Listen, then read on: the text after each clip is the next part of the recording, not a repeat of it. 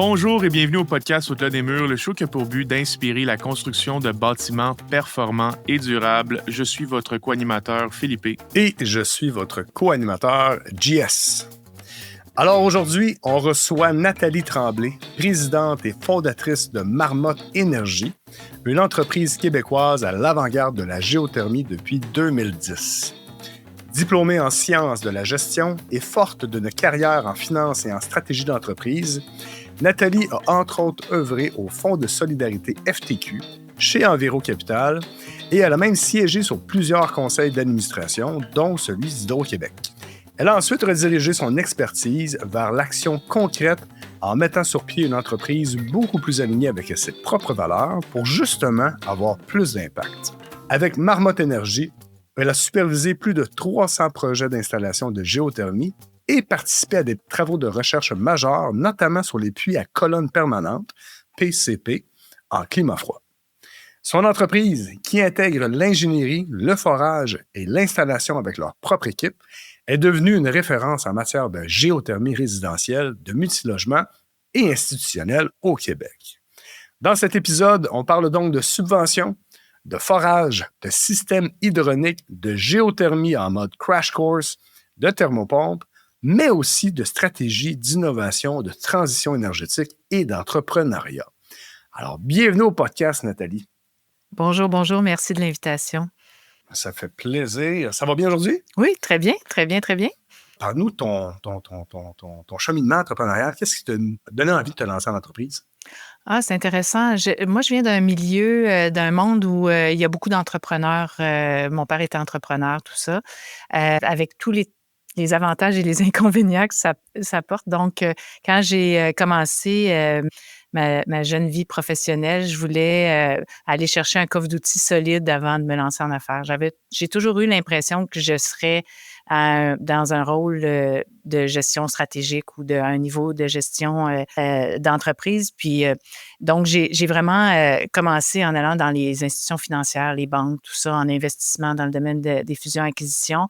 Donc, mettre à profit plus des connaissances plus, on va dire, plus détaillé de la finance, entre autres, et tout ça pour me donner un bon coffre d'outils. Maintenant, j'ai toujours eu cette fibre entrepreneuriale-là parce que j'ai besoin de créer, j'ai besoin d'optimiser les choses, j'ai besoin de trouver des solutions aux choses et j'aime travailler en équipe avec des gens pour bâtir des choses plus grandes que moi.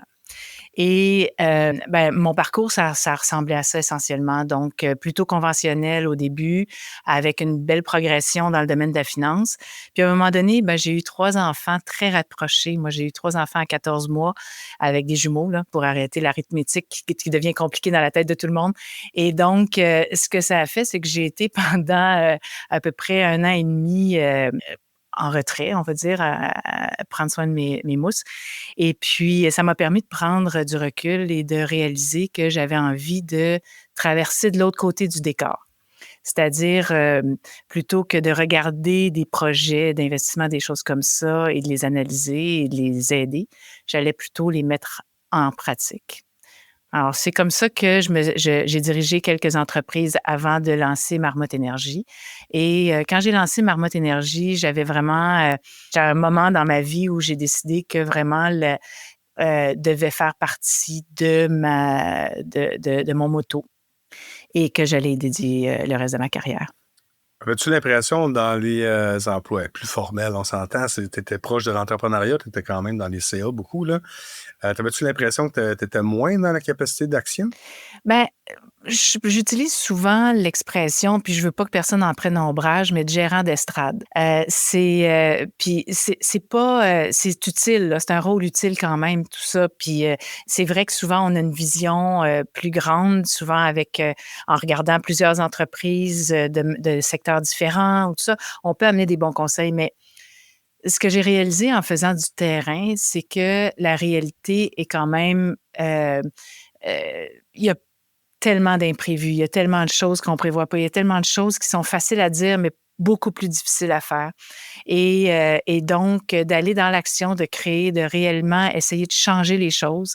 C'est difficile aussi de changer les choses à l'intérieur de grandes institutions. On peut le faire, mais ça peut prendre beaucoup de temps, puis il faut beaucoup, beaucoup de diplomatie. J'en avais, mais disons que je plus quelqu'un qui a le goût d'un petit peu tasser les murs. Ouais, c'est ça.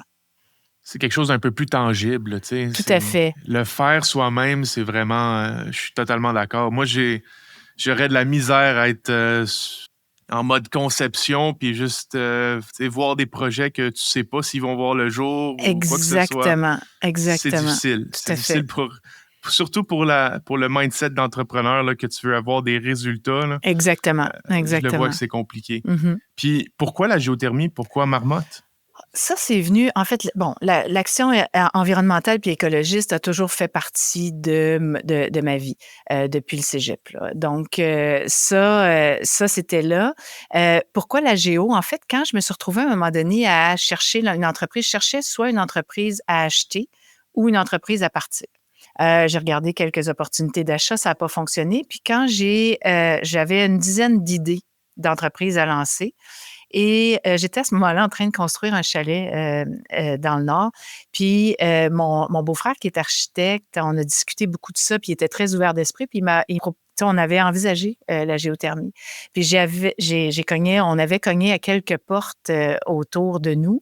Puis les gens nous disaient, ah non, la géo, c'est trop compliqué, c'est trop cher, bon, blablabla. Ce qui fait qu'on avait abandonné le projet. Mais moi, ça a continué de me titiller parce que je me disais, mais si c'est si efficace, si c'est si fantastique, pourquoi les gens nous le déconseillent? Et que je me suis mise j'avais du temps à ce moment-là, parce que je venais de quitter une entreprise, là, mandat, donc j'avais un peu de temps. Et puis, j'ai décidé de creuser ça davantage. Puis, je me suis aperçue qu'en fait, la plus grande barrière à l'accès à la géothermie, ben, c'est tout simplement le coût initial de la géo. Cet investissement-là qu'on doit faire en amont et aussi qui payait pour cet investissement-là. Souvent, en investissement, justement, puis c'est là où mon background en finance me servait, c'est que il y a ceux qui font l'investissement, normalement, sont ceux qui vont prendre le risque financier, mais également vont normalement avoir assez de connaissances pour pouvoir apprécier le risque technique puis le risque d'exécution. Le problème, c'est que là, on demande aux gens, des propriétaires de résidences, de prendre ce risque financier-là et de prendre un risque technique sur quelque chose qu'ils ne connaissent pas. Une toiture, c'est facile, tu demandes à ton voisin, est-ce que la toiture a été bien installée? Es-tu content de ton entrepreneur? Oui, non. Même chose pour l'installation de ta dernière thermopompe extérieure. Mais pour la géo, qui est quelque chose d'un petit peu plus méconnu, ben, il y a une perception technique plus grande pour les gens, à moins d'avoir, comme toi, Jess, une formation en génie mécanique, puis d'avoir eu un background au Philippines. Les deux, vous avez une formation là-dedans, fait que c'est un peu différent. Ce qui fait que, généralement, les gens qui s'intéressent à la géo sont des gens qui ont une très bonne propension technique, une bonne connaissance du technique parce que ça leur fait pas peur. Maintenant, ensuite, il y a l'aspect financier. C'est assez rare des gens... Grosso modo, là, à travers le temps, le coût de la géothermie a beaucoup évolué dans les 15 dernières années, mais souvent, je dis, mais même si c'était 20 000 le coût à débourser, là, c'est rare les gens là, qui ont 20 000 malheureusement, pour tout le monde, là, la vie coûte cher, tout ça. Là, c'est rare que les gens ont 20 000 qui les adorent là, pour faire une petite dépense comme ça. Puis souvent, le système de chauffage dans une maison, c'est une partie, je dirais pas mal aimée, mais la réalité, c'est que les gens ne s'intéressent pas à leur système de chauffage, sauf quand ils brisent ou qu'ils coûtent trop cher d'énergie. That's it, là. Je veux dire, tu ne mets pas à regarder ton système de chauffage le samedi soir. Fait que tu vas plutôt vouloir mettre ton 20 000 sur ta nouvelle cuisine, sur un voyage, sur des expériences, des choses comme ça. Fait que la géothermie rencontre toujours la concurrence, en fait, des autres dépenses. Et au moment où le système de chauffage brise, le moment où tu dois envisager de changer ton système de chauffage, bien, souvent, tu as d'autres dépenses aussi, parce que c'est souvent parce que tu viens d'acquérir une nouvelle maison, parce que et puis là, c'est souvent sur la surprise, c'est une dépense qui est non prévue. Pourtant, le système de chauffage, ça demeure, après le toit, la principale dépense obligée que tu dois faire à un moment donné dans la vie de ta maison. Alors, j'ai parti tout ça pour dire que j'ai parti une entreprise avec l'idée de monter un modèle d'affaires qu'aujourd'hui, on résume en disant Energy as a Service. Ce concept-là n'existait pas à l'époque. C'est un mot on s'est mis à utiliser en 2013, à peu près 2012, en même temps qu'une autre compagnie aux États-Unis, SolarCity, pour ne pas la nommer. Et puis ça s'est fait en parallèle. Là, l'idée, je l'ai eue en parallèle, mais qui avait été fondée, entre autres, par Elon Musk. Je dis ça avec un petit raclement de gorge avec ce qu'on sait plus récemment. Oui, Mais pour juste le nommer, parce que des gens vont l'écouter dans 1 an, 2 ans aussi, le podcast. On est en plein. C'est quoi, là, on est rendu au 4e mois de Super Trump, là, ouais, c'est à ça. peu Donc, près. Là. Fait que, et puis, Elon Musk a évolué dans sa pensée, on va dire, et puis on est peut-être un petit peu moins fiers de le citer maintenant, mais disons que, SolarCity, c'était aussi le même principe, là. On fournissait des panneaux solaires et les clients n'avaient pas à investir, à faire l'investissement initial et payer une mensualité fixe. Fait que moi, j'ai lancé l'entreprise sur cette prémisse-là. Et puis, on a encore à peu près 80 clients là, qui fonctionnent sur ce format-là. Par contre, les banques, contrairement à ce que je pensais au moment de la fondation de l'entreprise, n'étaient pas prêtes. Le marché n'était pas prêt pour financer des systèmes géothermiques comme ça. C'était méconnu, encore une fois. Et donc, ça s'est avéré difficile à financer de façon traditionnelle, donc le coût de financement était élevé. Donc, nous, après 6-7 ans dans le domaine de la géothermie, c'est qu'on a fait un pivot, si on veut, puis on a décidé de dire, OK, misons sur notre expertise. On est des experts en géothermie. Et faisons en sorte d'amener ça au marché, d'amener l'expertise, d'amener les innovations, de valider les innovations. C'est ce pivot-là qu'on a fait un petit peu avant le COVID là, pour se diriger plus vers l'installation et tout ça des systèmes. Fait que tu dis que tu as des clients qui en ce moment sont sur le mode Energy as a Service. Oui, T'as absolument. 80 clients Mhm. qui payent mensuellement un montant, puis c'est juste ça. Sur combien de temps? Ben, c'est pas un prêt. Fait que c'est vraiment le principe comme un peu par analogie Microsoft 365. Tu sais, ça n'a pas une durée, mais ton logiciel va toujours être à niveau.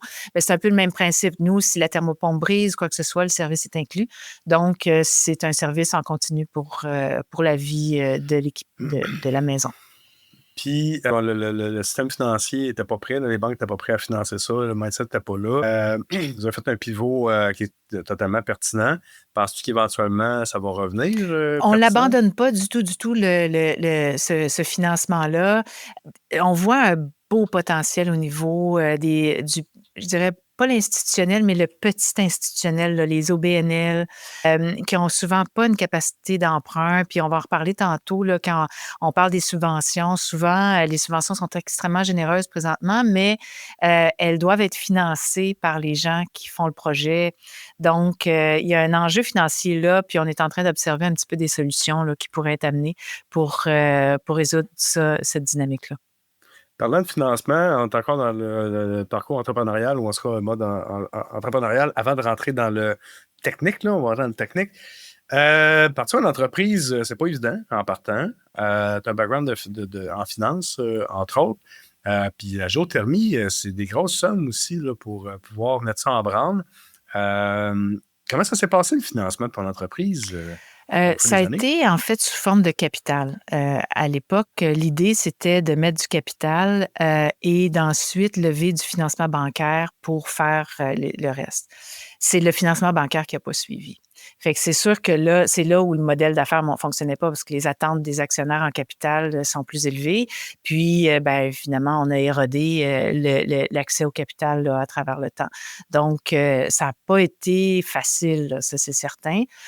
Malheureusement, parce qu'en fait, la réalité, c'est qu'on le voit aujourd'hui, tout le modèle qui avait été défini là, au départ donne encore des redevances là, sur une base mensuelle et puis s'avère au niveau financier compétent. Mais bon, c'est souvent le cas hein, des entreprises qui sont lancées, particulièrement dans des domaines émergents. C'est que soit qu'on arrive trop tôt, soit qu'on arrive avec une formule qui n'est pas tout à fait adaptée à son marché.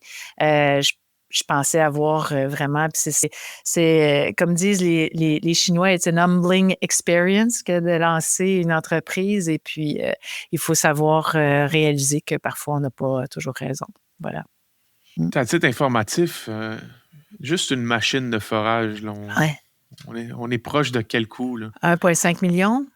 C'est Ouais. c'est pas du petit capital qu'il faut, là. C'est quand même une grosse envergure, là. Tout à fait, tout à fait, tout à fait. Non, c'est ça, c'est des gros investissements, c'est des grosses barrières à l'entrée et puis, c'est difficile, dans les premières années aussi, au niveau de la logistique parce qu'il y a des économies d'échelle.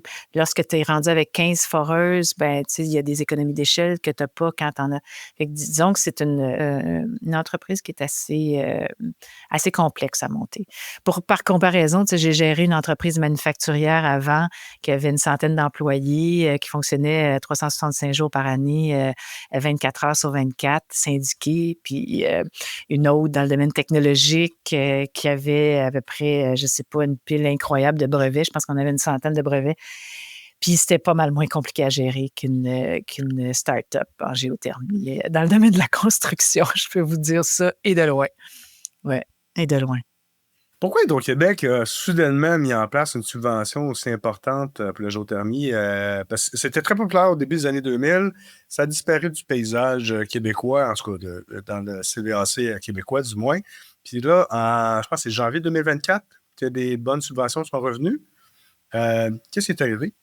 T'as cogné à la porte d'Hydro-Québec, t'as dit « Hey, veux de Non, l'argent? ben écoute, il y a plusieurs facteurs, j'ai l'impression, qui sont, tu sais, à un moment donné, des fois, les planètes s'alignent, mais il faut comprendre que les facteurs structurants, au départ, bon, le prix de l'énergie au Québec est relativement bas. 70 et plus des maisons sont chauffées avec des plaintes électriques, donc moins compatibles avec la géothermie. Et dans les années 2000, en effet, Hydro-Québec avait mis une aide si ma mémoire est bonne, c'était autour de 7 000 à 8 000 $. Puis il y avait une autre aide aussi. En tout cas, ça faisait 12 000 $.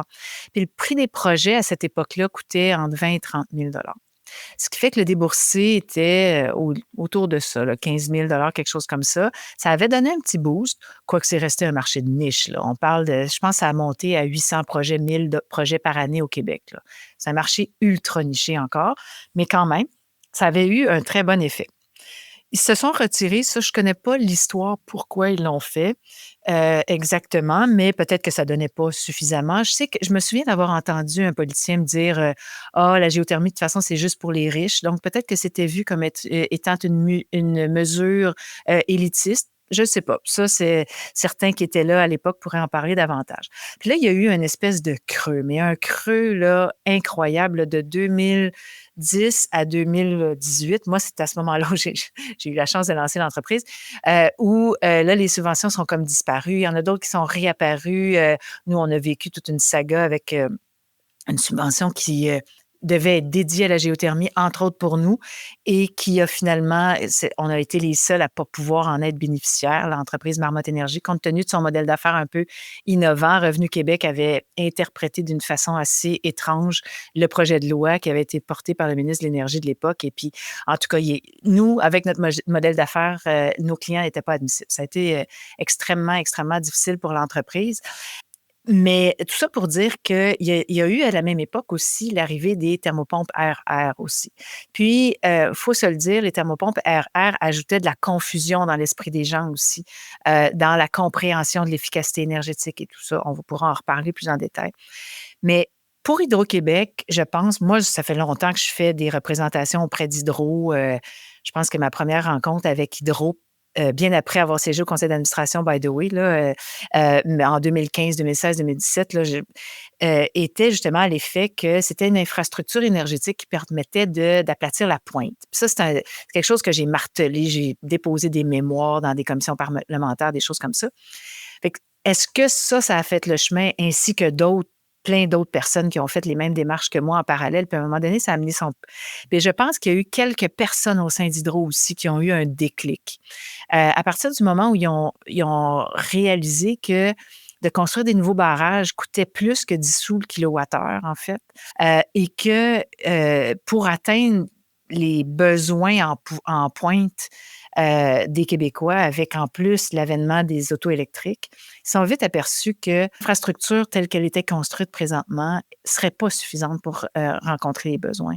Et là, toutes les mesures éco-énergétiques sont devenues hyper, hyper intéressantes.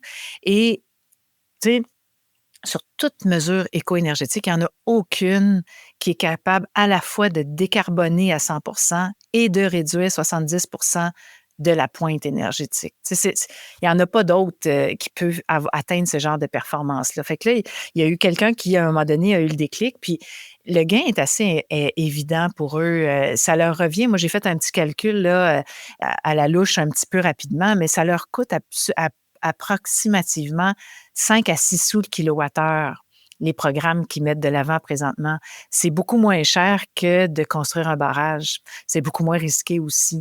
Donc, on comprend très bien que d'un point de vue financier, Hydro-Québec, il voit vraiment son compte. C'est ça qu'on se demandait, parce qu'il y a comme il y a plusieurs subventions qui existent en ce moment en 2025, au moment qu'on tourne. Je perds les noms, là, mais je pense que c'est quoi? C'est Logivert, Logivert. le programme Logivert pour les résidentiels, qui est très, très généreux. On parle de 750 par 1000 BTU. Donc, ça donne pour l'équivalent d'un besoin de 4 tonnes là, sur une maison. Là, ça va donner 36 000 de subvention. Ça peut aller jusqu'à un maximum de 54 000 Ça a été un petit peu au-delà au démarrage de Logivert, mais là, ils l'ont plafonné à compter du 28 août cette année. Ça va être plafonné à 54 000, mais c'est déjà extrêmement généreux. Ensuite, il y a le programme OSE d'Hydro-Québec aussi, qui est pour les plus grands bâtiments. Donc, tout ce qui est 20 logements et plus, ainsi que tout ce qui est industriel et institutionnel. Donc, jusqu'à un maximum, je crois, de 3 millions, quelque chose comme ça. Donc, c'est un gros programme qui, lui, peut aller jusqu'à 75% de la valeur du projet. Notre expérience, c'est plus entre 40 et 60% de la valeur du projet, mais quand même, c'est substantiel, sachant que souvent, ces investissements-là sont faits dans le cadre d'une modernisation. Donc, il aurait fallu le faire de toute façon. Donc, ça améliore nettement. Là, c'est vraiment un changement de paradigme là, qu'Hydro-Québec amène dans le marché. Là. C'est pas compliqué. Ils veulent faire en sorte que, plutôt que de construire des barrages, on construise la géothermie sous nos maisons et sous nos bâtiments. C'est vraiment ça. Ensuite, bon, il y a eu d'autres programmes moins efficaces, selon moi, dont Réno Climat. Rénovert, ça a été la catastrophe dont j'ai parlé tantôt, là. Mais Réno Climat, qui a quand même bien fonctionné pour toutes sortes de rénovations éco-énergétiques, dont la géothermie faisait partie. C'était 5 000 On va dire, ça ne change pas tant la donne, surtout depuis le COVID, il y a eu des grosses augmentations dans les coûts. C'était plus significatif. Il y a eu le programme Maison plus verte par le fédéral, mais bon, qui favorisait plus les programmes à l'extérieur de la province, donc qui était plus, en tout cas, c'était moins adapté. Mais le Maison plus verte est quand même encore intéressant pour des maisons existantes parce qu'il y a encore des sommes pour le prêt Maison plus verte, qui est un prêt sans intérêt de 40 000, qui peut aller jusqu'à 40 000 pour les dépenses éco-énergétiques. Fait que ça peut s'appliquer pour d'autres types de dépenses éco-énergétiques, mais la géothermie en fait partie. Fait que souvent, ce qui va manquer de ce que le GIVER ne paye pas sur un projet peut être financé avec le prêt Maison plus verte. Fait que ça, c'est super intéressant. C'est un petit peu compliqué comme programme. Là. Il faut passer par un test Réno-Climat, ensuite faire des démarches avec des formulaires, blablabla. Mais avec un petit peu de persistance, là, c'est tout à fait possible d'y avoir accès. Puis là, on le voit vraiment, là, Hydro-Québec vient d'annoncer encore là, des grosses subventions qui vont aller vers le solaire. Là. On est en début 2025. Là. Ben, pas début, on était déjà à l'été 2025. Oui, en effet, le temps passe. mais oui, la subvention, là, Logivert et tout ça, est-ce qu'on est à ses débuts? On va-tu voir une subvention qui va grandir, qui va rester? Je pense pas là, que le montant, là, le 50 000 va augmenter. Ça, je suis pas dans le secret des dieux, là, mais ce que je comprends, parce qu'on a quand même on a été bien consulté. Hydro-Québec a bien fait ses devoirs dans ces démarches. L'industrie a été consultée à plusieurs reprises pour savoir s'ils étaient bien alignés. Ils font des mises à jour régulièrement, entre autres au niveau industriel puis commercial. Ils sont très, très à l'avant-garde de ce point de vue-là. Mais ce qu'on sait, c'est que, ou ce qu'on nous dit, c'est que l'enveloppe budgétaire est tout à fait dédiée. J'ai entendu des milliards de dollars. Là, je ne sais pas exactement l'enveloppe, exactement à combien elle est, mais c'est vraiment substantiel et elle serait dédiée jusqu'en 2029 déjà. Fait qu'on a comme une sorte de perspective super intéressante de ce point de vue-là.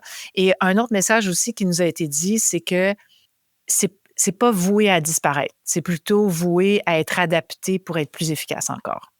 OK? Donc, ils ont vraiment une vision structurante de l'efficacité énergétique. Je pense que c'était Royal à l'époque qui avait sorti la notion de négawatt, alors qui a été plusieurs fois repris par la suite, là. Mais cette notion-là est très, très importante. Puis je pense qu'ils ont compris ce phénomène-là chez Hydro. Il va falloir les inviter, hein? Pas les inviter, c'est déjà fait, là, mais il va falloir leur parler, là, Hydro-Québec, là. D'ailleurs, si les gens écoutent en ce moment, on a déjà des contacts, là, mais s'il y en a qui se sentent d'âme à venir parler, là, je serais content de parler plus en détail de la vision que tu apportes en ce moment dans le podcast. Très bien articulé d'ailleurs, là. Ça ne doit pas être évident comme méga grosse entreprise de justement faire un mouvement de changement. On a parlé en début de podcast, là. Les grosses entreprises, tu as une impression d'être gérant d'estrade parce que Colin, c'est long à bouger. Puis là, c'est un enjeu majeur sociétal, c'est un enjeu direct au quotidien là, pour l'énergie, c'est super important. Puis il faut que ça bouge. Il y a quelque chose d'intéressant là-dedans. Quand je disais tantôt qu'il y a une question d'alignement des planètes, parfois ça prend une étincelle. Souvent, je vois là, il doit y avoir eu quelque part un intrapreneur, là, quelqu'un qui a eu une vision, un visionnaire ou une visionnaire au sein d'Hydro ou un groupe de visionnaires qui ont été capables de porter une idée un petit peu qui sortait du paradigme parce que souvent dans des très grandes sociétés comme ça, chacun a un petit peu ses chasses gardées puis ses visions. Tu sais, la géothermie est méconnue. Il y a plein de mythes qui sont associés à la géothermie puis j'haïrais pas qu'on les déboulonne, là, qu'on ait l'occasion de les déboulonner un peu. Mais ces mythes-là, tout le monde les a ou la plupart des gens moi, je dis souvent, la géo est très peu connue. J'ai entendu une statistique américaine, 8% des gens connaissent le mot géothermie. C'est pas beaucoup. Puis parmi les 8%, il y en a beaucoup qui connectent le mot géothermie à c'est très cher ou encore, puis là, je pourrais parler des mythes. Bref, tous ces mythes-là qui sont associés, il y a des gens chez Hydro, les décideurs, un peu partout, pas juste là, au gouvernement, les politiciens et autres, qui les partagent.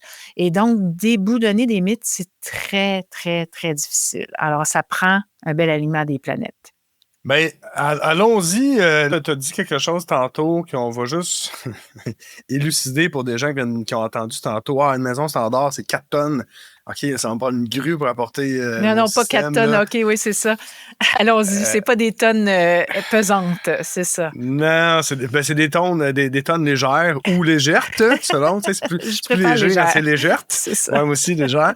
En fait, c'est 12 000 BTU par heure. En fait, c'est une mesure de puissance. Fait qu'au lieu de parler de 36 000 BTU par heure, on va parler de 3 tonnes. Donc, c'est 12 000 BTU par heure par tonne de climatisation. Puis ça vient de l'époque pré-climatisation, où on calculait qu'avec 1 tonne de glace, on avait environ 12 000 BTU de puissance par heure. C'est de là que ça vient. C'est pas, tu mets une machine de 2 tonnes sur le bord de ta maison, la maison ne va pas tomber. Non, c'est ça, c'est un bon point. Puis en fait, ces deux mesures-là, les BTU-heures puis les tonnes, sont aussi corrélées avec les kilowatts. Ce qui fait que c'est toute la même façon de mesurer une puissance, dans notre cas thermique. Ça, c'est important. Les gens ne comprennent pas souvent la différence entre les kilowatts électriques et les kilowatts thermique. Dans notre cas, c'est de l'énergie thermique, donc qui fonctionne avec l'énergie électrique par ailleurs, mais donc, oui, tout à fait. C'est, comme dirait l'anglophone, c'est confusant. Oui, c'est ça. Puis là, quand on rentre les kilowatts puis les kilowattheures, les kilowatts étant la puissance, les kilowattheures étant l'énergie. Alors moi, souvent, j'utilise l'image d'un tuyau. Les kilowatts, c'est la grosseur du tuyau, puis les kilowattheures, c'est le débit d'eau qui passe dedans. Alors, c'est souvent la vas-y, crash course géothermie, défaisons les mythes. Parle-nous des mythes. On veut comprendre c'est quoi la géothermie for dummies, là, vraiment. OK, géothermie for dummies. Bon, géothermie, c'est d'abord et avant tout un système. C'est un système qui utilise, en fait, la chaleur qui vient du soleil. En fait, c'est la chaleur du soleil entreposée dans le sol. Donc, c'est de l'énergie solaire qui est entreposée dans le sol sous nos pieds et qui va rester captée dans le roc sous nos latitudes. Là. Puis, en fait, c'est qu'il y a une confusion du mot géothermie. Je vais faire un petit pas en arrière avant d'aller dans le technique de la géothermie dont on parle aujourd'hui. Là. C'est que souvent, on va associer la géothermie, on a entendu l'Islande, elle fait de la géothermie. Mais ça, l'Islande, c'est que là, c'est l'énergie de la Terre, la chaleur immense du cœur de la Terre. Souvent, la croûte terrestre est plus mince à certains endroits de la Terre. Et donc, Cette énergie-là est tellement forte, l'énergie thermique de la Terre est tellement élevée qu'ils sont capables de prendre de l'eau, puis l'eau va être sous forme de gaz, puis va être capable de faire fonctionner des turbines, puis vont être capables de produire de l'électricité avec ça. Ça, c'est l'énergie à très haute température, comme on a en Islande, puis à certains autres endroits dans le monde, en Guadeloupe, puis bon. L'énergie moyenne température va utiliser le même principe, va utiliser aussi l'énergie thermique du centre de la Terre dans des conditions. Donc, on va creuser très profondément, puis là, on va aller chercher notre eau, qui est toujours notre médium, puis on va réchauffer des procédés parce que des fois, l'eau peut être à 100 degrés sous terre ou en dessous. Mettons qu'on est entre 50 degrés Celsius puis 100 degrés Celsius, on va travailler plus en moyenne température. Nous, on travaille avec les 300, 500 premiers mètres sous nos pieds. À cette latitude-là, on a 2 effets. On a le soleil qui plombe sur la Terre, puis on a aussi l'effet du centre de la Terre qui va réchauffer. Alors, celui qui vient du centre de la Terre, on va l'appeler le gradient géothermique. Donc, il va donner 1 degré à peu près à tous les 100 mètres sous nos latitudes. Mais nous, vu qu'on est vraiment dans la première partie au-dessus, c'est surtout le solaire dont on parle. Lorsqu'on creuse à peu près à 4 mètres sous terre et au-delà, la température ne bouge pas tout au long de l'année. Même s'il fait moins 42 000, puis même s'il fait plus 35, c'est toujours la même température. Puis sous nos latitudes, c'est 9 degrés Celsius, à peu près. OK? Donc, la géothermie, ça fonctionne de façon assez similaire avec les thermopompes à l'air. OK? On a littéralement le phénomène de la thermopompe, qui est bien connu de la plupart des gens, c'est-à-dire qu'il va être capable, les climatiseurs fonctionnent un peu avec la formule de la réfrigération, les principes de réfrigération. Puis là, Jean-Sébastien, c'est toi qui vas expliquer le détail des principes de réfrigération si tu veux aller là. Mais je peux t'aider, là, ajouter là, pour l'image de ça. En fait, le thermopompe, pensons littéralement au mot, c'est thermopompe. C'est une pompe à chaleur. Sa job, c'est de pomper de la chaleur d'un bord vers un autre bord. Une thermopompe à air va prendre la chaleur en climatisation, va enlever le chaud de la maison, le mettre dehors, puis en hiver, c'est l'inverse. C'est la même chose qu'un frigo. Un frigo va enlever de la chaleur. Frigo qu'on utilise, nous, toujours comme exemple. Et la thermopompe géothermique fait la même chose. La seule chose, c'est que nous, notre médium, c'est de l'eau qui circule dans un puits géothermique qui est dans le roc à 9 degrés. Fait que dans le fond, on fonctionne toujours dans des conditions optimales pour une thermopompe, pour une pompe à chaleur. C'est-à-dire travailler à des températures de 9, 10, 12 degrés, c'est l'idéal. C'est comme si on habitait, je ne sais pas moi, à Atlanta pour une thermopompe à l'air. OK? Mais à l'année, tout le temps, on a un 9 degrés. Fait que notre efficacité, c'est pour ça que c'est à peu près, on a un COP de 3, 4, 5, parfois 6 en climatisation, tandis qu'une pompe à chaleur traditionnelle à l'air va avoir des COP plus bas. COP, comme dans, là, vous allez rire de mon anglais, j'ai de la misère à dire ça, là, Coefficient of Performance. Oui. Ou coefficient de performance, qui est le gain. Pourquoi on dit qu'une thermopompe est autant à air ou hydraulique, là, comme géothermique, là? Le gain, l'efficacité énergétique est là. C'est pas que la thermopompe crée de l'énergie, c'est juste qu'elle consomme moins d'énergie pour pomper plus d'énergie. Puis le ratio de, mettons, elle te donne 5000 watts, juste pour m'aider tout le monde, on ne parlera pas de BTU, on parlera de watts, c'est plus facile. Ça te donne 5000 watts, mais elle en consomme 1000 pour fonctionner. Elle a un ratio de 5, donc un COP de 5. Plus le différentiel de température entre ce que tu vas lui donner et que tu vas aller chercher ta chaleur est élevé, meilleur est le ratio aussi. Quand tu disais que le 9 degrés Celsius est idéal, ben c'est parce que quand tu vas aller domper littéralement ta chaleur, mettons en climatisation, aller en prendre, ben le fluide arrive à être plus chaud que ça puis est capable de transférer la chaleur de façon plus efficace. Donc, voilà le COP. Voilà le principe de la géothermie. Ce qui fait que quand je dis que c'est un système, c'est qu'il faut bien balancer la perte de charge du bâtiment. Ça, la perte de charge du bâtiment, c'est quoi? C'est la quantité d'énergie qui est perdue par le bâtiment à chaque minute, à chaque heure, ou qui est gagnée par le bâtiment à chaque minute, à chaque heure. Et ça amène une pointe de charge. Donc, il y a une journée dans l'année où la maison ou le bâtiment va perdre le plus d'énergie, puis il y a une journée dans l'année où elle va gagner le plus d'énergie. Alors, ces calculs-là, en fait, nous permettent de dire, OK, bien, quel type d'équipement, quel type de puissance de pompe à chaleur va être capable de combler ça pour permettre à notre bâtiment de maintenir le point de consigne à 22 degrés. Alors ça, c'est la première démarche. On va choisir la bonne thermopompe qui va être capable de fournir cette chaleur-là. Maintenant, vu que nous, on travaille en géothermie, bien, la thermopompe géothermique, on va avoir besoin d'un échangeur géothermique qui, lui, va être dans le sol, dans le roc, et qui va donner suffisamment d'énergie thermique à notre thermopompe géothermique pour être capable de compenser et de donner toute la charge au bâtiment et maintenir la température de façon efficace tout au long de l'année. Alors, au Québec, très fréquemment, dans les bâtiments de type résidentiel, la pointe de charge est en chauffage. C'est de moins en moins vrai dans les bâtiments très, très neufs, mais en général, c'est le cas. Dans les bâtiments commerciaux, on va avoir des fois des pointes de charge qui sont en climatisation. Alors, ça, Mais c'est surtout pour Hydro-Québec, la pointe de charge est pendant les temps de chauffage. tout à fait, Ce mais qui rend le business case intéressant. absolument, mais ici, en plus, on a l'avantage, en fait, on est balancé. Puis les changements climatiques, malheureusement, font en sorte qu'ils ont de plus en plus de pointes l'été. D'ailleurs, Hydro-Ontario, eux, leur pointe est en climatisation. Donc, si on prévoit malheureusement que les températures qui sont présentement à Toronto seront dans 75-100 ans ici, ben en fait, on sera probablement équilibré complètement sur les deux. Ouais. Et la géothermie a toute sa portée là-dessus. Bon. Est-ce que ça résume bien la géothermie en tant que telle, petit crash course? Puis c'est vrai pour chauffer une résidence, une maison, la climatiser. C'est vrai aussi pour faire de l'eau de procédé pour des industries, OK? Pour faire de la réfrigération industrielle, pour réfrigérer un aréna, pour chauffer une piscine creusée, une piscine institutionnelle. Toute forme, à chaque fois qu'on a besoin d'eau chaude, d'eau froide, d'air chaud, d'air froid, la géothermie est appropriée. Je joue l'avocat du diable ici. Alors, un de nos auditeurs va peut-être nous dire, alors une thermopompe air-air fait aussi la même chose. Alors, c'est quoi l'avantage d'une thermopompe?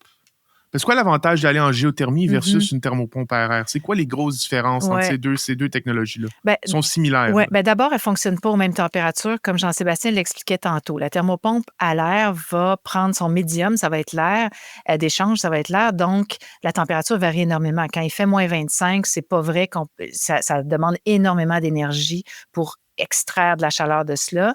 Et de l'autre côté, quand il fait 35 degrés dehors, ça demande aussi beaucoup d'énergie pour l'amener à 6, 7, 8 degrés, là, qui est la température des serpentins de réfrigération. L'autre aspect aussi, c'est que les équipements sont à l'extérieur du bâtiment. Tandis qu'en géothermie, les équipements sont à l'intérieur du bâtiment, ce qui amène une durabilité aux équipements beaucoup plus grande.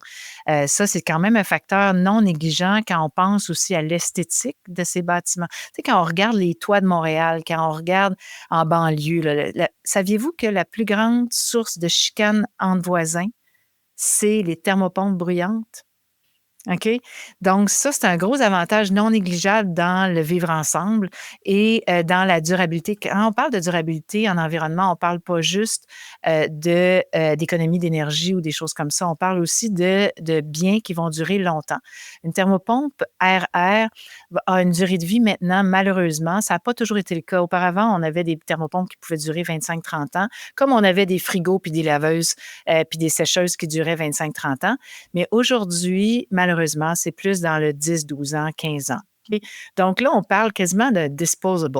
Tu sais, les thermopompes climatiseurs air-air, là, maintenant, là, ça revient de façon fréquente. Tandis qu'une thermopompe géothermique, durée de vie d'à peu près 25 ans, on en change des fois qui ont 33, 34 ans. Et les puits géothermiques, c'est comme pour la durée de la maison. Là. Tu n'y reviens plus. C'est en dessous de la terre. C'est ni vu ni connu. Donc, il faut voir ça vraiment comme une infrastructure.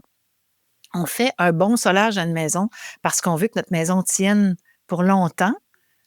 On se met un bon puits géothermique pour que la maison consomme peu longtemps. Vu justement l'aura de permanence où justement c'est en dessous de la maison, le puits géothermique, je comprends que c'est beaucoup moins exposé. Puis encore une fois, je fais l'avocat du diable, mais c'est juste que c'est des questions probablement que tout le monde se pose. Absolument. Est-ce que ça arrive des puits géothermiques qui lâchent? J'ai entendu des histoires, réparé quelques cas. L'année 2000 auquel tu référais tantôt, il y a eu malheureusement une espèce de... Il faut, j'espère que ça n'arrivera pas présentement là, avec l'arrivée des nouvelles aides. C'est que les aides financières, parfois, amènent moi, ce que j'appelle des cow-boys dans le marché, là, et malheureusement, c'est pas la majorité, là, on s'entend, là, mais malheureusement, il y en a quelques-uns qui connaissent pas les bonnes pratiques ou qui courent aux bonnes pratiques. Et il y a eu quelques cas, en effet. Mais lorsque c'est bien fait, là, la géothermie, les puits géothermiques, il n'y a aucune raison que ça fuit. Alors, c'est un problème dans le processus d'installation qui peut avoir un impact. Et ça, si les bonnes pratiques sont mises en œuvre, normalement, ça ne se produit pas. C'est quoi les pressions de fonctionnement de l'eau? C'est de l'eau glycolée, donc le glycol qui est là pour un antigel, j'imagine. Là, C'est quoi les pressions de fonctionnement? Écoute, je me souviens plus. Je pense que c'est 15 PSI, mais je ne suis pas certaine. Je sais qu'on fait nos tests à 40 PSI, mais je ne suis pas certaine. Fait que je ne voudrais pas être pris là-dessus. Pour comparer, mettons, des thermopompes à air, ça va fonctionner entre 150, puis des fois, on fait des tests pour checker des fuites à 500 PSI. Bon. Fait que, tu sais, la raison pour laquelle je te posais la question, c'est pour argumenter dans le sens de la géothermie. C'est 15 PSI à 40 PSI avec les tuyaux que vous allez mettre. C'est pas ta grosse pression. Les tuyaux, tu es capable de prendre ça en masse. Puis nous, nos tuyaux, là, c'est du HDPE. C'est épais. Ça fait à peu près 4 mm d'épais. Ça a une demi-vie de 150 ans. C'est enfoui dans le sol, ni vu ni connu. Ça ne se changera plus pour l'éternité. Ou presque notre éternité, à notre échelle en tout cas. Et tandis que les thermopompes RR, il y a deux parties, un tout, puis il y a des connexions en cuivre, souvent là, des tuyaux en cuivre, qui sont soudés manuellement sur site. Et comme le gaz, qui est un gaz réfrigérant qui fait la connexion entre les deux, c'est des molécules beaucoup plus petites, bien, la moindre petite fuite fait en sorte que tout ce gaz-là va s'en aller dans l'ozone. Puis on le sait que ce type de gaz-là, quoi qu'il l'améliore à chaque... Là, on a un nouveau là, qui vient d'être lancé, mais ça demeure des gaz qui ont un impact extrêmement important sur les gaz à effet de serre, alors que nous, le liquide qu'on a, le liquide caloporteur, c'est un mélange d'eau puis d'éthanol. C'est un grade alimentaire. C'est comme si je vous disais, oups, j'ai échappé mon dry gin dans le gazon. Est-ce que j'appelle le ministère de l'Environnement pour ça? La réponse, c'est non. Là, c'est vraiment pas aucun dommages potentiels à l'environnement si jamais il y a une fuite. Tandis que c'est pas vrai. Puis quand tu connais l'industrie du HVAC, du CVAC, tu sais comment les gens changent les thermopompes et que le gaz, tu sais, souvent, malheureusement, il y a encore des gens qui coupent le circuit, laissent le gaz s'évaporer, il n'y a personne ni vu ni connu. C'est pas ça les bonnes pratiques. Et malheureusement, il y en a encore beaucoup. Oui, ben c'est comme tu disais, il y a du cowboy, cowboyisme, quand même beaucoup. Puis là, parlant de ça rapidement, puis ça va encore une fois argumenter vers la géothermie, je prédis un désastre environnemental puis business avec les changements de réfrigérants qui ont cours en ce moment. Ça, il y a quelques années, on était le Fréon. Il y a vraiment longtemps, on disait c'est pas bon, on a changé différents gaz. Maintenant, on est arrivé au R22, puis là, on a fait c'est pas bon, on va remplacer ça au 410. Puis quand je dis pas bon, c'est une potentiel de réchauffement climatique. Donc, le gaz réfrigérant idéal, c'est littéralement du CO2. CO2, en passant. that's it.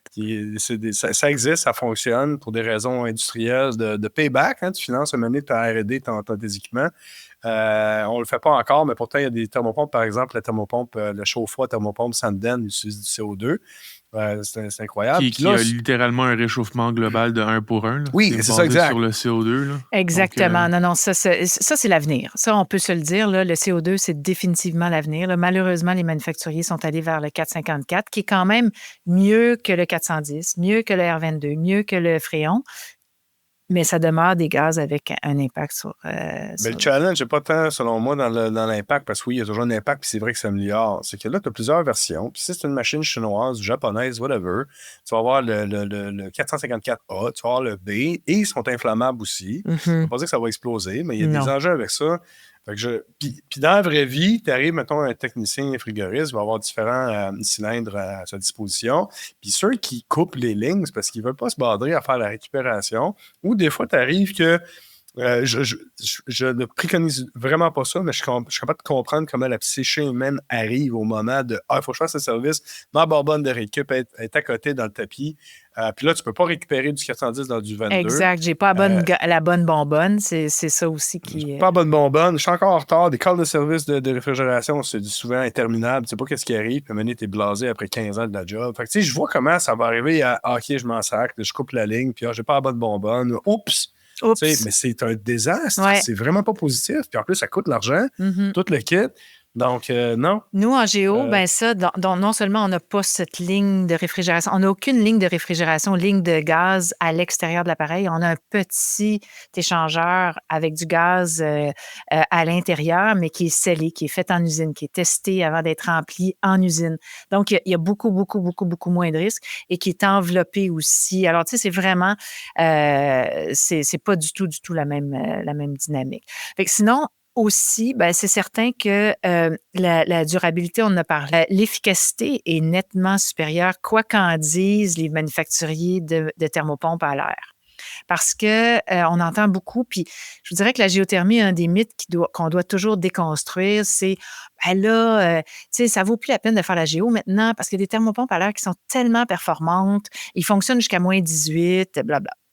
Mais la réalité, c'est que oui, ils fonctionnent jusqu'à moins 18. Oui, ils continuent de donner de la chaleur, mais leur COP, il est rendu souvent inférieur à 1 parce qu'il faut qu'ils arrêtent quelques minutes par heure, parfois 5-10 minutes par heure pour dégivrer. Puis, en plus, leur COP est très, très mauvais. Et c'est qu'à l'intérieur de ces thermopompes-là, qui ne sont pas données, by the way, qui coûtent aussi cher qu'une thermopompe géothermique si tu exclus le coût du forage, là, souvent.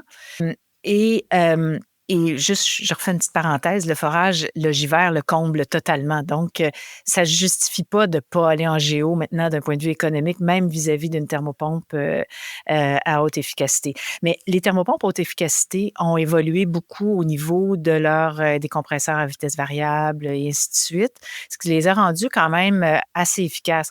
Mais la géothermie, elle s'en va dans la même direction aussi, ce qui fait que des thermopompes, en général, s'élèvent à la même rapidité. On a là, présentement certaines thermopompes qui peuvent aller jusqu'à des COP de 6. Là. C'est quand même assez exceptionnel. Le coefficient de performance est très important parce que c'est ça qu'on veut, on cherche, mais la géothermie aura toujours une longueur d'avance. Là, on parle beaucoup de coûts, puis encore une fois, je ne veux pas te compromettre puis compromettre à avoir un prix fixe, là, mais c'est quand on parle de coûts, là, c'est-tu vraiment pour les riches? Ça ressemble à quoi le prix moyen d'un forage là, ou d'une installation géothermique là, pour une maison, disons, 2000 pieds carrés ou c'est standard? C'est toujours difficile de répondre à ça parce que ça dépend du type de système de distribution dans la maison. Je mets ce bémol-là. Ça dépend si c'est un rétrofit ou si c'est une maison neuve. Ça dépend de ce que tu inclus dans la géo parce que, tu sais, est-ce que tu inclus les thermostats, le préchauffage de l'eau, l'échangeur d'air, puis tout ce qui vient avec. Mais disons qu'une géo rétrofit, présentement, là, ça tourne entre 45 et 55 000 sur une OR. C'est quand même pas donné, mais tu vas avoir, puis pour l'exemple que tu as donné, tu vas avoir une aide financière de 36 48 000 Tu sais, dans le fond, le net, là, dans les cas assez optimisés, c'est pas rare qu'on a un coût à débourser variant entre 10 et 20 000 pour le client. Ce qui est quand même très intéressant parce que c'est souvent le prix qu'aurait coûté une bonne thermopompe RR avec tous les désavantages là, dont on vient de discuter. Puis pour renchérir puis aider là-dedans dans la discussion financière, parce qu'effectivement, une thermopompe géothermique vient avec une distribution de ventilation, puis que tu y ailles avec une thermopompe géothermique ou RR, du côté intérieur de la distribution, c'est pareil. C'est pareil. Là où la thermopompe géothermique a un avantage, c'est qu'on peut faire également des planchers radiants.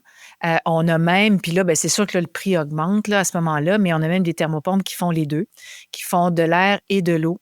Chaude et froid. En fait, celles qui font les deux ne font que de l'air chaud et froid et de l'eau chaude. Mais tout ça pour dire qu'on est capable donc de moduler, puis en fonction des types d'équipements, parce que tu sais, des projets géothermiques, il y en a dans l'industriel, ça peut monter à 3 millions, mais dans le domaine résidentiel, là, pour donner l'exemple, là, on va dire, malheureusement, de toute façon, le seul petit bémol que je donnerais, puis je l'ai communiqué déjà à Hydro-Québec, quant à l'Ogiver, c'est qu'il est un petit peu plus avantageux pour des plus gros projets que pour des très petits projets. Tu sais, le bungalow, là, 1000 pieds carrés, tout ça, qui va nécessiter peut-être un 2 tonnes. Bien, malheureusement, c'est qu'en géo, il y a beaucoup de coûts qui sont liés à la mobilisation. L'équipement en tant que tel, il est plus cher si tu as un 4 tonnes qu'un 2 tonnes, mais pas tant que ça. Ce qui fait que le premier, on va dire 30 000 il est comme quasiment incompressible. Ce qui fait qu'une 2 tonnes va se retrouver à coûter peut-être un 40-45 000. Fait que là, l'aide gouvernementale va être de 24 000. Fait que tu sais, ou de 18 000 même. Fait que c'est le seul défaut que je trouve, c'est dans les petits projets, ça devient plus coûteux pour les gens. Mais dans les projets, on va dire, de maisons, comme tu donnais comme exemple, 2000 pieds carrés, c'est tout à fait comparable avantageusement à une thermopompe à l'air. Il y a un aspect technique là, que j'aimerais élucider par rapport à ce que tu viens de dire.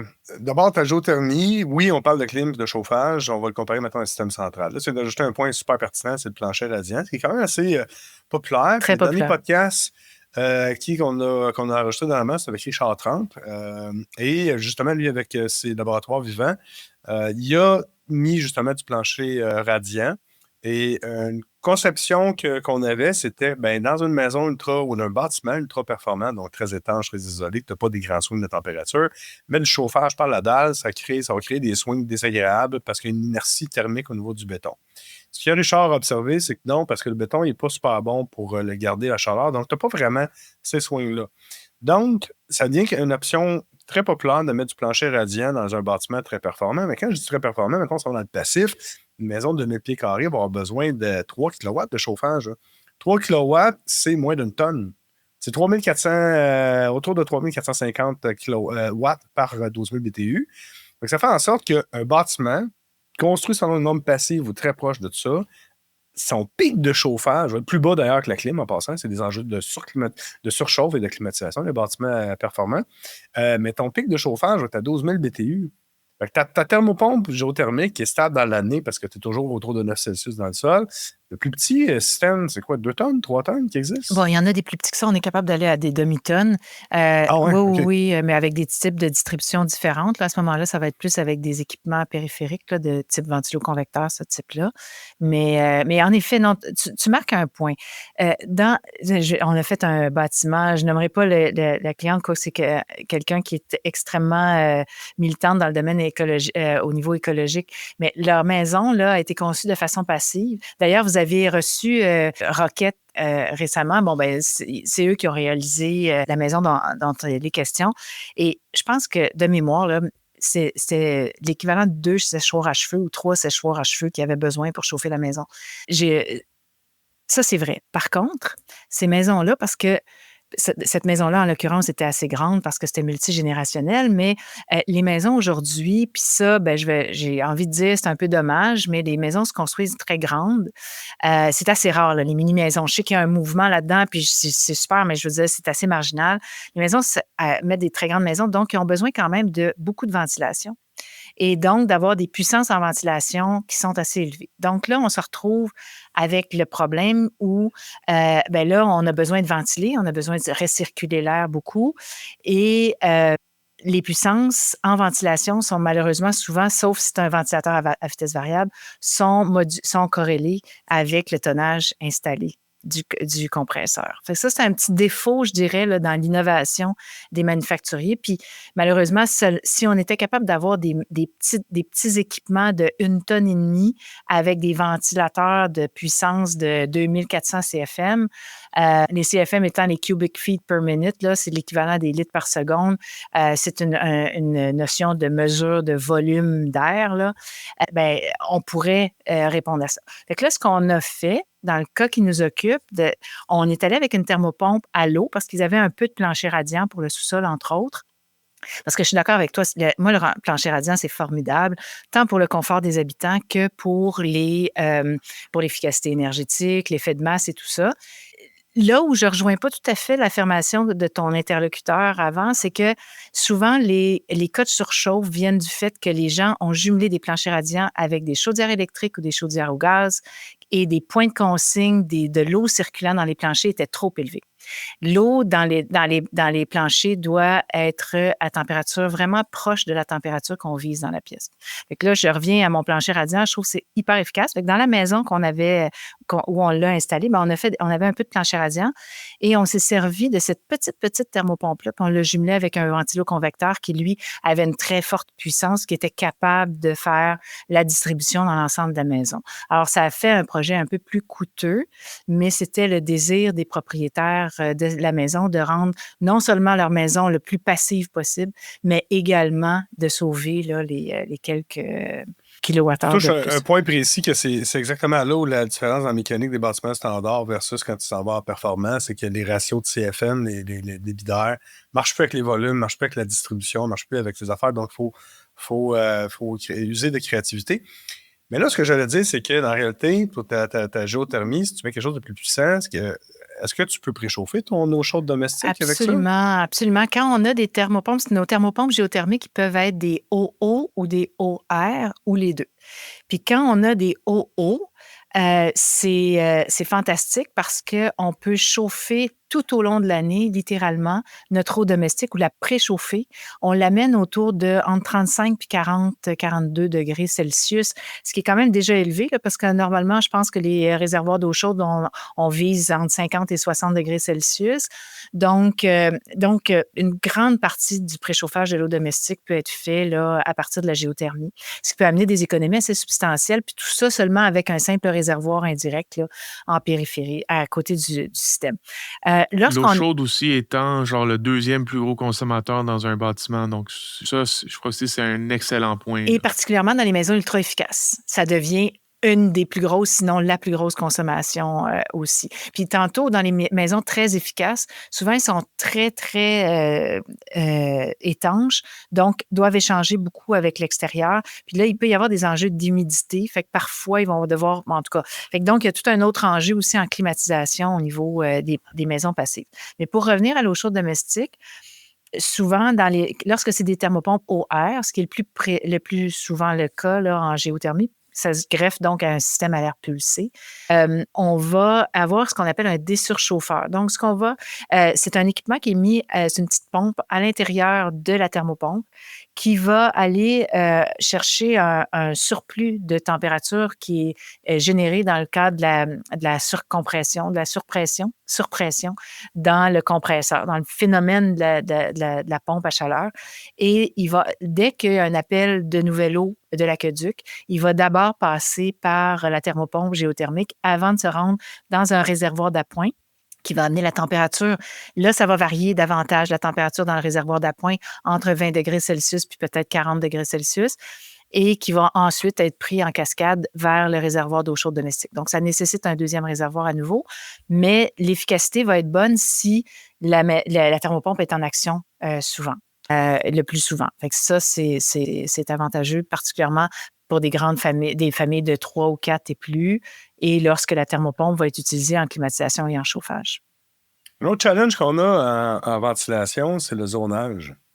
Que la plainte électrique offre de facto, ce qui est honnêtement, la plainte électrique, on la démonise un peu depuis une couple d'années, mais c'est quand même pertinent dans certaines applications. Puis il y a l'effet de zonage qui est intéressant. Quand tu zones un système central de ventilation, tu es restreint par différents phénomènes, mais au-delà de 4 zones, ça devient difficile.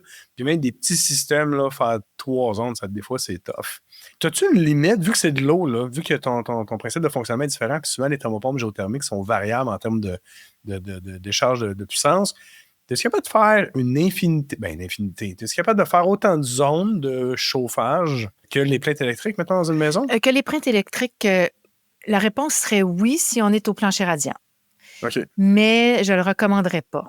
OK, je ne le recommanderais pas. Trop de zonage, ça complique les contrôles. Puis, souvent, ça a l'air niaiseux, mais sur un plancher radiant, si tu changes de surface entre tes zones, la perception de la chaleur va être différente. Fait que quand tu marches nu-pied, si tu as trop de zones, puis que, bon, je sais pas, moi, ta salle de bain n'est pas en demande parce qu'elle est à l'intérieur de la maison, mais ta zone à côté, contiguë, ta chambre, il y a une grande porte-fenêtre, puis elle est en demande, mais là, tu vas passer de l'une des zones chauffées à l'autre qui ne l'est pas.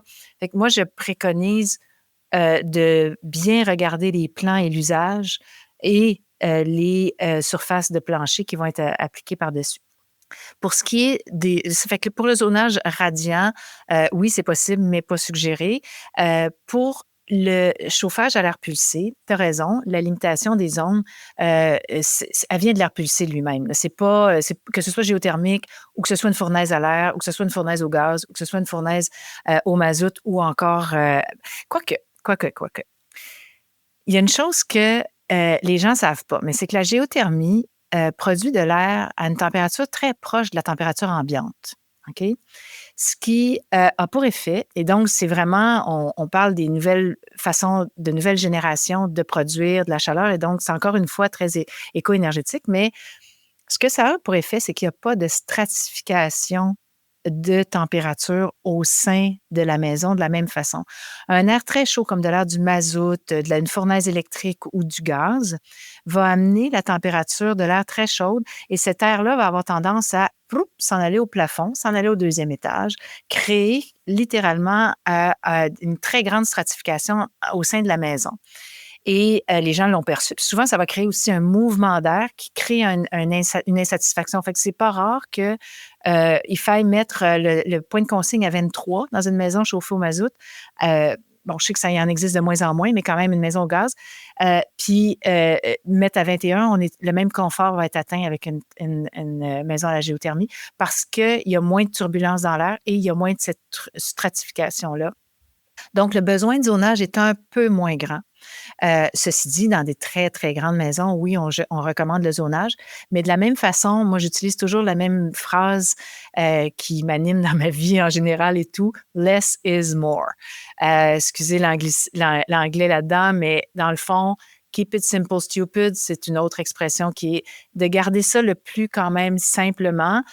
Trop compliquer les choses, oui, ça peut amener des attraits, mais ça amène des coûts, de deux, plus de contrôle. Puis même si nous, comme installateurs, on est compétents dans les contrôles, les clients, eux, il va falloir qu'ils fassent l'usage de leur bâtiment ensuite.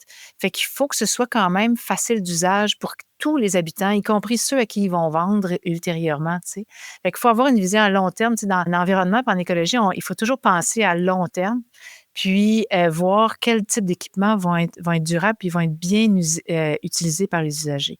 Puis c'est ça qu'on a toujours comme prémisse de base quand on fait la conception de nos systèmes. Le less is more, là, dans un de nos derniers épisodes, justement, avec, je crois que c'était Éco-Innovation, c'était exactement ça qu'on a... On a parlé pendant un petit 5-10 minutes de less is more, puis du concept du bâtiment passif, puis je suis complètement d'accord. Ce qui me vient poser alors la question des types de bâtiments que la géothermie est encore plus adéquate. Moi, personnellement, j'ai connu alors Marmotte parce que j'ai 3 de mes clients là, chez Rétrofit Construction qui avaient justement des bâtiments existants avec des radiateurs existants et que, disons, n'étaient pas en très bon état ou c'était difficilement justifiable de faire des gros travaux d'enveloppe. Donc là, le fait de faire de la géothermie était super important. Est-ce que tu dirais la même chose pour un bâtiment neuf? Qu'est-ce que tu vois au sein de Marmotte? C'est quoi les bâtiments que tu vois le plus et qui ont le meilleur business case pour la géothermie? Définitivement, le rétrofit, c'est-à-dire le remplacer un système de chauffage existant à l'air pulsé, c'est comme, c'est un plug and play. Je m'excuse, j'ai plusieurs expressions anglaises, mais c'est un plug and play. C'est vraiment, là, t'arrives, puis je veux ramener un mythe, là, c'est pas vrai que ça prend un grand terrain, là, pour faire la géo en passant. Donc, on en fait dans le plateau Mont-Royal, Villeray, là, régulièrement. Donc, ça prend pas nécessairement un grand terrain. Fait que je reviens à ta question. C'est sûr qu'une maison comme ça, là, on fait le forage en avant de la maison. On installe la thermopompe géothermique là où était la fournaise électrique ou la fournaise reliée à la thermopompe. Merci, bonsoir.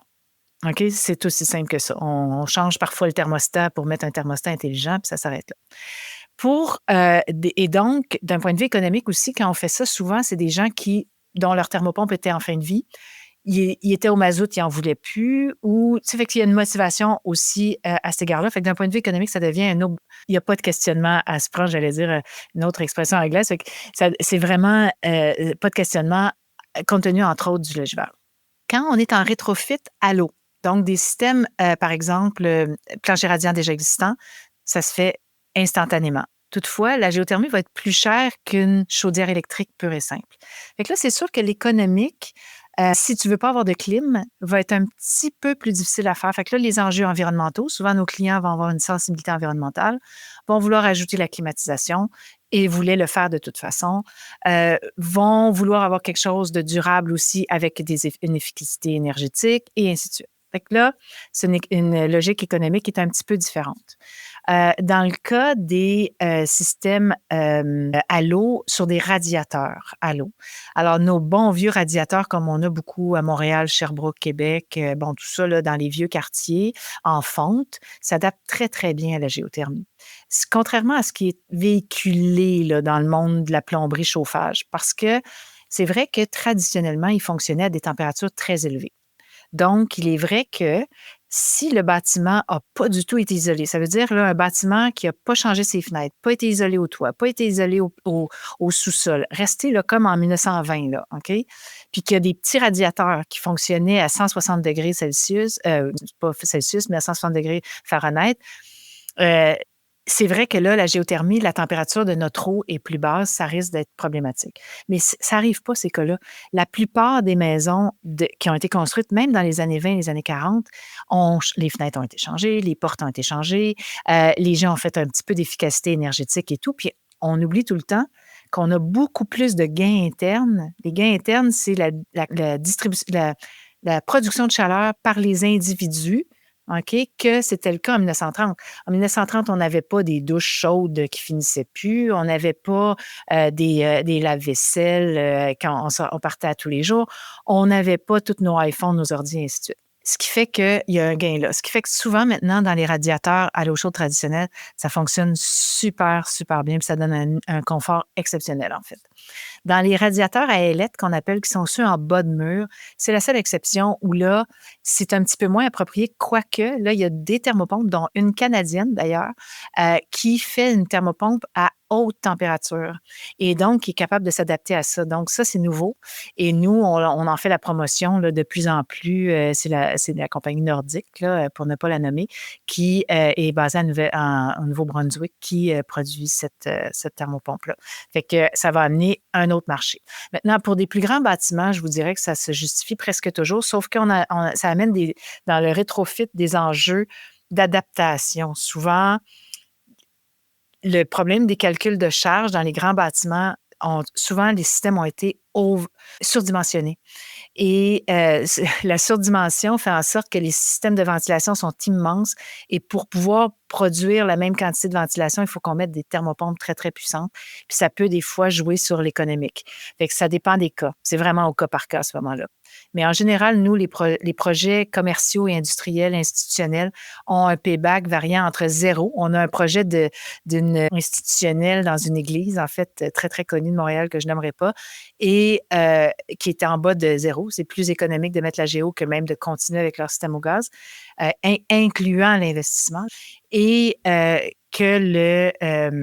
et ça peut aller jusqu'à 7-8 ans là, avec les aides gouvernementales, le payback, là, le retour sur investissement. Fait que c'est quand même assez rapide. Tu as soulevé la compagnie nordique qui est au Nouveau-Brunswick, qui font effectivement des thermopompes géothermiques, mais ils font aussi des thermopompes air-eau. Il y a quelques années, à différentes conventions, là, il y a une grosse convention en mécanique du bâtiment qui s'appelle le AHR ou AHR, qui à toutes les années change de ville. J'étais allé à Atlanta, justement, une couple d'années, puis il y avait une ou deux présentations de thermopompes aéro. Tu as toutes les compagnies principales qui sont là, Carrier, Toshiba, pas Toshiba, ben oui, Toshiba, mais Mitsubishi, Trane, toute la gang est là. L'année d'après, j'étais allé au show à Chicago, et là, toutes les compagnies principales avaient présenté en fait un système de thermopompe air-eau.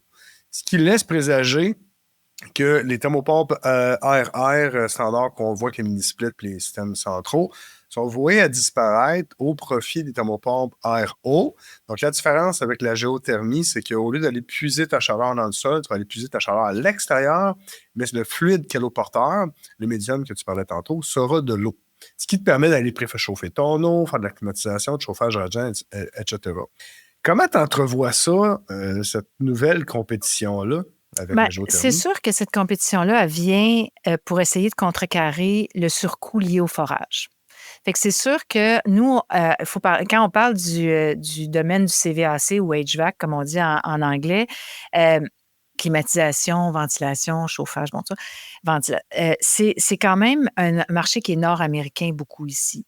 Et on va dire au sud là, de New York, Atlanta, tout ça, la géothermie se fait quand même beaucoup pour la clim et tout ça, pour des économies d'énergie, mais c'est pas les mêmes bénéfices, c'est pas la même chose. Fait qu'il y a quand même un gros marché où leurs températures de fonctionnement sont différentes. Nous, on a vraiment un super avantage parce qu'on a besoin en chauffage et en climatisation. Puis il fait aussi chaud presque ici qu'à Atlanta l'été. Là, fait que c'est vraiment... D'une part, on a ça. Fait que c'est sûr qu'on a un marché un peu particulier. C'est sûr que le l'hiver est un changement de paradigme important qui fait en sorte que, d'après moi, les RO auront pas vraiment une belle pénétration de marché au Québec, du moins, ça c'est certain, parce qu'en plus, des systèmes à l'eau chaude sont en général dans des quartiers centraux. Les quartiers centraux, moi, que j'appelle milieu urbain dense, bien là, aller mettre une thermopompe, tu la mets où? Tu la mets où? Tu la mets sur la galerie du voisin, tu la mets sur ton toit, puis là, il faut que tu perces les 3 appartements qui passent pour se rendre là. Ça devient invasif. Fait que moi, j'y crois plus ou moins pour ça, mais oui, tu as raison qu'il y a une tendance définitivement qu'on entend, avec toutes les limitations d'une thermopompe traditionnelle, c'est-à-dire moins efficace, bruyant à l'extérieur, pas esthétique, moins durable, et ainsi de suite, avec tous les gaz dommageables. Mais c'est vrai que le forage étant, puis nous, c'est un des souhaits qu'on a en lançant notre division de forage, puis ça cadre avec notre mission qui est de démocratiser l'accès à la géothermie, c'est de faire en sorte que le forage s'adapte vraiment à la géothermie et donc éventuellement aussi les coûts de forage puissent devenir de plus en plus efficaces et ainsi de suite. Donc, de faire en sorte que le forage, comme c'est le cas en Suède, par exemple. En Suède, là, moi, je pense que c'est intéressant, j'ai le goût de vous le partager, c'est que je ne sais pas quel pourcentage exactement, mais à Stockholm, c'est quasiment toutes les maisons qui sont à la géothermie. Puis moi, je me suis beaucoup penchée la question, pourquoi? Bien, la raison est toute simple dans ce cas-ci, c'est que là-bas, leurs hypothèques, ils peuvent mettre ça sur 100 ans. C'est rendu à 75 ans maintenant, là, mais à l'époque, c'est 100 ans. Ce qui fait que de faire un investissement de qualité sur ta maison te coûte très peu à chaque mois. Et donc, ce faisant, leur système géothermique, qui a une durée de vie aussi longue que leur maison, se justifiait d'emblée, automatiquement, parce que les économies d'énergie étaient largement supérieures à leur coût réel que ce système-là pouvait... Fait que si on avait une vision à plus long terme, je sens que j'ai fait une aparté puis je me suis perdue moi-même, mais quand il y a beaucoup de gens qui font de la géo, quand tu as un marché de masse avec beaucoup de forage, bien forcément que les coûts vont baisser. Puis nous, on participe à un projet avec une firme qui s'appelle Ola Meter, qui est un partenariat stratégique où ce qu'on souhaite faire, c'est de la géothermie sous forme de quartier. Donc, dans des quartiers centraux, dans des quartiers, c'est de faire carrément l'infrastructure complète en géothermie. Puis les gens se connectent quand ils sont prêts. Alors, c'est vraiment de voir la géothermie, puis ça devrait toujours être vu comme ça. C'est une infrastructure, la géothermie. Et puis, le forage, c'est une infrastructure. Alors, pour l'instant, c'est les clients très à l'avant-garde qui connaissent ça, qui ont une propension technique. Et maintenant, grâce à Logivert, l'économique qui fait en sorte que ça devient de plus en plus attrayant. Puis, des podcasts comme le vôtre vont faire en sorte de démocratiser aussi la connaissance, enlever les mythes, ça prend pas un gros terrain, c'est pas en dessous, forcément en dessous de la maison, ça peut être à l'extérieur de la maison. C'est pas si cher que ça maintenant. OK? Donc, c'est le genre de choses qui une fois déboulonné, va permettre. Puis il y a une autre chose aussi. Quand les gars, je dis les gars parce qu'il y en a très peu de filles, j'essaie de les embaucher. D'ailleurs, si vous connaissez une fille qui est plombier ou frigoriste dans le marché qui aimerait venir travailler en géothermie, qu'elle m'appelle. Donc, ça, c'est un. Mais tout ça pour dire que les gens qui sont en général en HVAC sont des plombiers chauffagistes et beaucoup de leur pratique est en gaz naturel. Puis donc, pour faire la conversion de connaissances pour devenir installateur en géothermie, il y a une barrière. Puis tout être humain est pareil, ils ne sont pas différents de nous. Quand c'est quelque chose qu'on ne connaît pas, ben c'est de la merde. C'est pas compliqué, tu sais, c'est ça l'expression. Bon, carrément, là. Tu sais, c'est carrément ça, là. Tu sais, c'est comme, je connais pas ça, non, c'est pas bon. Fait que, il y a quand même beaucoup d'apprentissage. On sent qu'il y a une volonté de la part des dirigeants dans le domaine de la plomberie chauffage de faire une migration vers l'évolution de la compétence de leur main-d'œuvre, mais c'est lent à faire. Donc, c'est très long former des gens en géothermie aussi. J'ai deux choses là, en lien avec ce que tu dis. Un, juste faire un aparté sur ce que tu viens de dire. Il y a une limite aussi au niveau au Québec par rapport au métier de la construction. Là, tu es en silo, là, tu peux pas trop toucher aux autres métiers. Ce qui semble pas être le cas partout en Amérique du Nord. Ça serait le fun d'avoir des techniciens spécialisés en géothermie qui sont capables de toucher, malheureusement pour le Québec, à plusieurs corps de métier qui sont réservés. Il faudrait faire ça. Jean-Sébastien, si les gens de la CCQ, les gens du gouvernement, les gens des syndicats, de la construction, de l'APSCHQ, de tous les gens dans le domaine de la construction pouvaient comprendre à quel point c'est compliqué faire de la géothermie. Moi, je suis détentrice d'à peu près toutes les licences possibles et imaginables, là, entrepreneur général, réfrigération, gaz. Je suis obligée, pour pouvoir faire de la géo, pour avoir mes licences de plomberie chauffage, il faut que j'aie mes licences en gaz et en mazout. Vous imaginez-vous l'étude que j'ai dû faire pour... Oui, non, mais c'est ça n'a aucun bon sens. Oh, oui. Le nombre d'inepties comme ça n'a pas de bon sens. Nos manœuvres, nos techniciens en géothermie, ils ne peuvent pas toucher un tuyau. Mais ils font la tranchée, mais ils ne peuvent pas toucher. Je veux dire, c'est tellement, tellement, tellement compliqué. Ça amène beaucoup d'inefficacité, ça amène des coûts. OK? Et puis, ça, c'est vraiment malheureux. Sincèrement, là, c'est vraiment malheureux. Ça, c'est vrai. Puis, tu sais, il y a eu une raison pourquoi la CCQ, la Commission de la construction du Québec est arrivée. Les syndicats, ils ont tous eu leur rôle à jouer. Je pense qu'ils doivent avoir encore leur rôle à jouer sur différents aspects. Je ne suis pas là, je ne vais pas parler pour eux. Je ne veux pas découdre la CCQ, là, c'est pas mon but, mais c'est juste la compréhension de l'impact. Et oui, puis, tu sais, on partage ça. J'ai aussi une entreprise en CVAC, fait que je comprends exactement de quoi tu parles, comment ça peut être compliqué, puis à la fois, on veut faire quelque chose de bien, puis à la fois, on a les mains liées, les pieds liés, puis il faut être motivé là, pour faire ce que tu as fait, Nathalie. Tu sais, je veux dire, bravo pour ça. Là. Puis en plus, 15 ans de temps, là, il y a eu des hauts et des bas, puis tu es encore là, puis c'est en train de marcher vraiment bien, votre affaire. Fait que bravo. Non, mais ça serait le fun. Peut-être, Philippe, on pourrait parler, Manick, avec ces gens-là. Tu sais, on connaît bien la PCHQ, mais CCQ, surtout la CCQ, RBQ, elle a plus de licence. Oui. C'est les lobbies de chacun des corps de métier. Ouais. Hein? Un plombier ne peut pas toucher à de la ventilation et vice-versa. Puis on comprend pourquoi. Mais il y a eu des petites brèches qui ont réussi à être créées à l'époque. Là, d'ailleurs, on est en train de fonder une association de la géothermie au Québec. Et puis, on est un petit groupe pour l'instant parce qu'on est en train de faire les rouages de démarrage, mais ça va être invité au grand nombre, tous les joueurs dans le domaine de la géothermie, y compris les ingénieurs conseils, les installateurs, les foreurs, tout ça vont être invités à participer.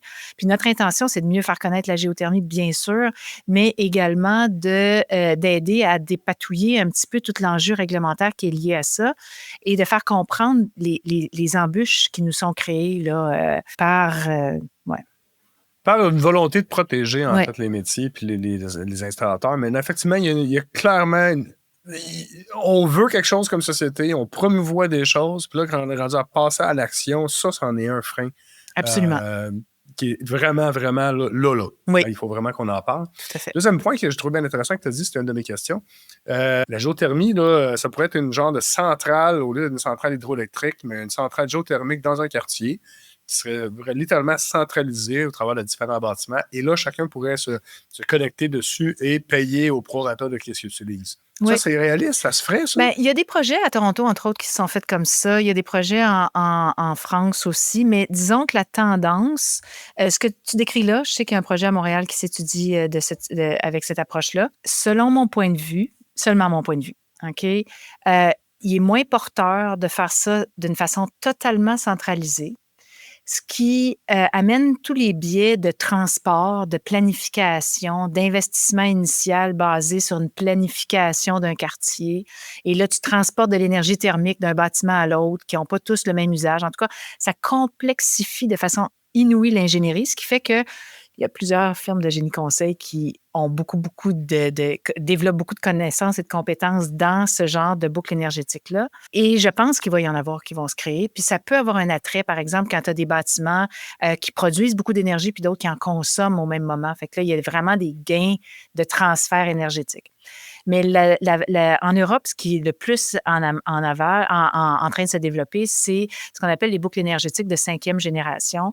C'est des systèmes, chacun a son système de géothermie ou pas, là, mais ça fonctionne très, très, très bien avec la géothermie basse température, avec sa propre thermopompe. Mais tu vas mettre en réseau les différents bâtiments. Ce qui fait que si, par exemple, le calcul de charge d'un bâtiment a changé à travers le temps ou a été mal dimensionné à l'époque, ben, si tu as un surplus, tu vas pouvoir le mettre au réseau et vice-versa. Si tu en manques à certains moments de l'année, tu vas pouvoir compenser avec d'autres bâtiments qui sont venus. Ce qui fait que tu optimises la consommation énergétique d'un quartier, mais tu évites de fonctionner à des très hautes températures parce que l'exemple que tu donnais, pour être capable de faire de la climatisation et du chauffage. Bon, d'abord, pour faire du chauffage, ça te prend de l'eau très chaude qui circule partout entre les bâtiments. Ensuite, si tu veux faire du chauffage de l'eau domestique en plus, ça te prend de l'eau encore plus chaude qui circule entre les bâtiments. Puis ça, on sait qu'il y a beaucoup de perdition qui va se faire par les tuyaux, donc des gros coûts d'isolation. Puis si en plus tu veux faire de la climatisation, bien là, il va falloir que tu fasses circuler de l'eau froide. Un autre circuit de tuyauterie. Fait que ça peut être quand même intéressant, mais moi, je vois moins d'avenir à ça que, encore une fois, keep it simple, stupid. Chaque bâtiment est efficace, mise en commun de ses ressources, éventuellement avec des compteurs intelligents qui pourraient moduler la consommation énergétique de l'un de l'autre. Entre autres, la Meter avec qui on travaille sur un projet aussi pour utiliser les batteries des voitures et moduler la consommation énergétique des ménages tout en réduisant la consommation avec la géothermie. Donc, une espèce d'amalgame de gestion énergétique qui permet de réduire encore plus la pointe énergétique. C'est plus comme ça, nous autres, qu'on voit la vision des choses au niveau des quartiers. On a oublié de le demander, là, pourquoi marmotte? Pourquoi le nom marmotte? Ben, parce qu'une marmotte, ça fait des trous. Ah! Voilà! C'est pas, tu sais, des marmottes comme siffleux, il y a des gens qui appellent ça siffleux, ça fait pas juste siffleux. Non, c'est carrément juste ça, là. Puis en fait, c'est arrivé d'une anecdote bien ridicule, là. Je sais pas si c'est d'intérêt public de parler de ça, mais ce qui arrive, c'est que j'avais un choix de nom rapide à prendre. Puis, tu sais, parce que dans mon plan d'affaires, c'était marqué infrastructure en géothermie résidentielle. C'est pas un nom de compagnie, ça. Fait que j'allais rencontrer un financier, il fallait que je me fasse faire une carte d'affaires, je trouve un nom. Puis là, je me disais, marmotte. J'ai appelé une amie qui était en branding. Puis j'ai dit, un nom d'animal, ça a-tu du bon sens ou pas, tu sais? Puis là, elle a dit, ben si l'animal, il n'est pas trop détesté, ça peut être bon. Fait qu'on a roulé avec ça. Les gens ne nous posaient pas trop la question. Puis là, ben, très récemment, on a refait notre branding, puis là, on a mis la marmotte, là, let's go. Oh, les noms, on assume la marmotte. On l'assume partout. Ça va devenir justement notre identifiant, voilà. Ah, écoute, merci d'avoir été avec nous, Nathalie, aujourd'hui. Super intéressant. Les gens vous rejoignent comment? C'est quoi votre site web, Marmotte Énergie? Oui, marmotteénergie.ca, tout simplement. Le marmotte étant écrit marmotte, M-A-R-T-T, pas de E, énergie au pluriel, marmotte.énergie.ca ou .com? .ca, les deux marchent. Les deux fonctionnent, c'est parfait. Ça, les deux marchent. Oui, je le vois, la marmotte avec la petite marmotte qui sort, qui se lève le nez avec la grande géothermie. Là, c'est ça. C'est cute. Oui, ben c'est parce qu'on s'est dit, les gens... Je me souviens d'un ministre de l'Énergie, à un moment donné, il ne me souvenait pas de mon nom, puis il m'a appelé Madame Marmotte. Tu sais, fait qu'à un moment donné, c'est quelque chose qu'on se souvient, voilà. Ben, merci beaucoup, Madame Marmotte. Bien content d'avoir partagé ce moment-là avec toi. Très, très enrichissant. Merci beaucoup, Nathalie. Ça fait plaisir. Merci beaucoup. Merci d'avoir donné de la visibilité à la géothermie aussi. Au plaisir. Absolument. Bonne fin de journée. Bye. Merci d'avoir été des nôtres pour cet autre podcast d'Au-delà des murs. Et surtout, merci à notre invité pour avoir partagé ce beau moment avec nous. Rendez-vous sur notre site web addm.ca pour plus d'informations sur l'invité du jour. Réécoutez tous les podcasts sur Spotify, iTunes ou même YouTube et abonnez-vous pour ne rien manquer. commentez les podcasts, faites-nous part de vos suggestions et échangez directement avec nous sur LinkedIn, Facebook et Instagram ou envoyez-nous tout simplement un courriel à info@commercialaddm.ca. Pour tous vos besoins de rénovation de bâtiments ultra performants Net Zero Ready, contactez Philippe et son équipe via Retrofit, RETROFIT construction.ca.